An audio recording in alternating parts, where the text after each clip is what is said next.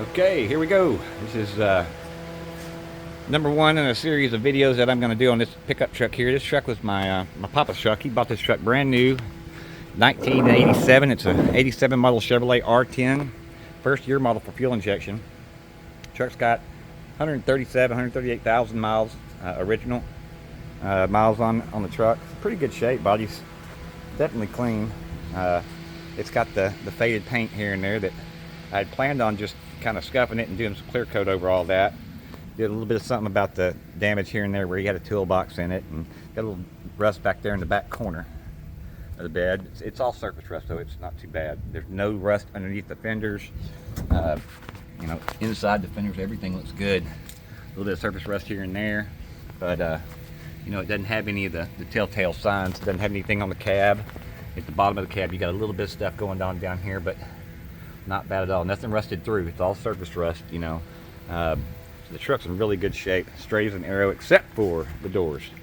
My papa was an aircraft machinist. He worked out at Dow Ford Aviation here in Dallas, Texas, and they broke into this truck out there in the parking lot.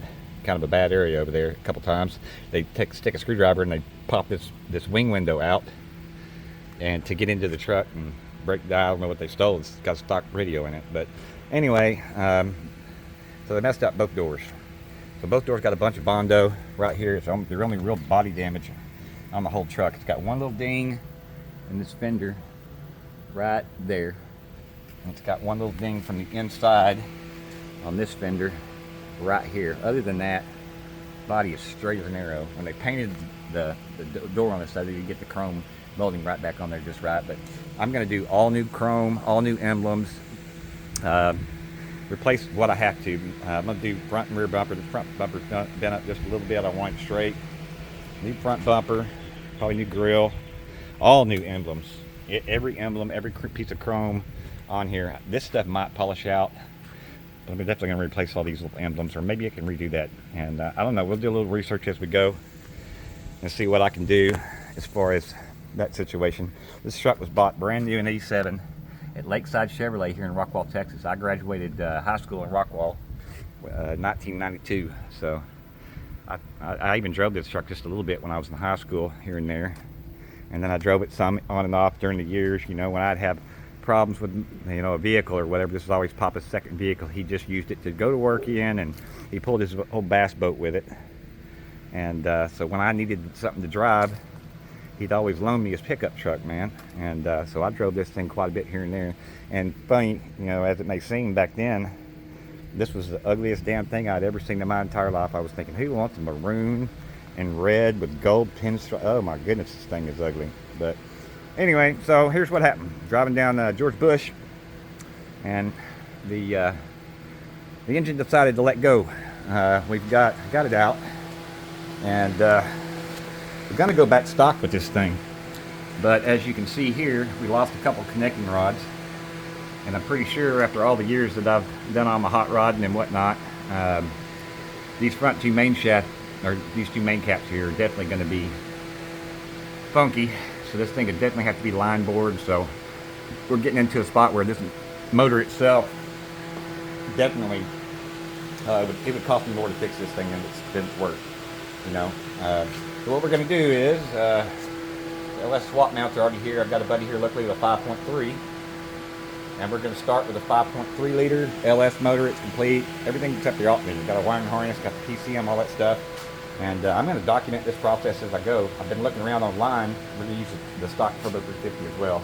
Probably put a small stall converter in it, and put a 5.3 in it, and Turbo 350. I'll replace all of the carrier bearings on the drive shaft and whatnot. Let's get a look at this interior too. I'm going to make it completely, you know, mechanically sound, where I can drive this thing pretty much anywhere. Door panels are not in the greatest shape in the world. You know, these things kind of start sagging and this and that and the other, so I'll probably do something with the door panels. The dash is in really good shape. It just needs to be cleaned up a little bit. It's got one little spot on that other speaker hole over there where we've got a little bit of damage right at the very corner of it. I think if I soften up with some cleaner and whatnot, I can get it to lay back down a little bit and look nice again. Door panel definitely needs to have a little work done to it, replace some parts, maybe replace the carpet on the bottom. I don't know. I'm not too worried about the way it looks right now, other than the exterior when it comes to the chrome and the emblems. I'm definitely going to do that situation. It's always going to have a little rod and reel in the back window there, for sure. My papa had a big CB stereo, or a big CB in this thing. I'm not going to put a CB back in it, but I'll probably put the big CB antenna whips back on it, big chrome 10-foot whips, and have them come back down and tie down back here with the base, or the tennis ball on them. I want to do this thing as an ode to my papa, man.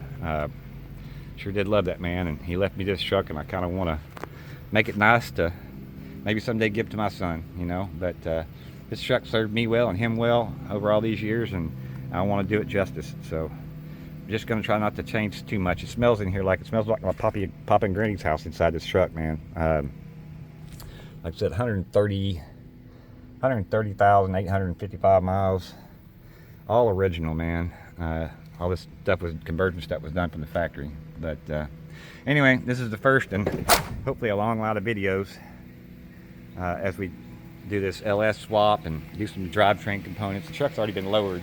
Got to do some spindles in the front instead of just the springs like I did the first time, because it rode like crap when I did that. So we'll address all this stuff, and I'm going to make videos on it. And you know, I've been on the LS forums on Facebook looking around, and there's just not any real good information. There's a bunch of smart ass kids that like to think they know something on there, and they like to run off people that are asking questions, good questions. So I'm going to try to be as detailed as I can on this swap, and hopefully this will be a go-to for people to be able to come back and take a look and see how to go about doing an LS swap, you know, from start to finish. And hopefully it's going to help somebody out, man.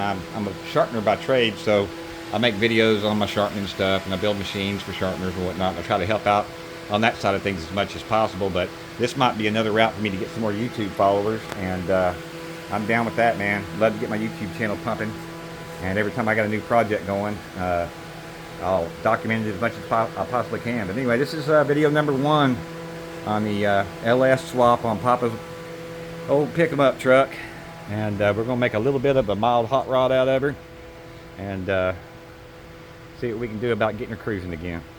Anyway, thanks for joining me, guys.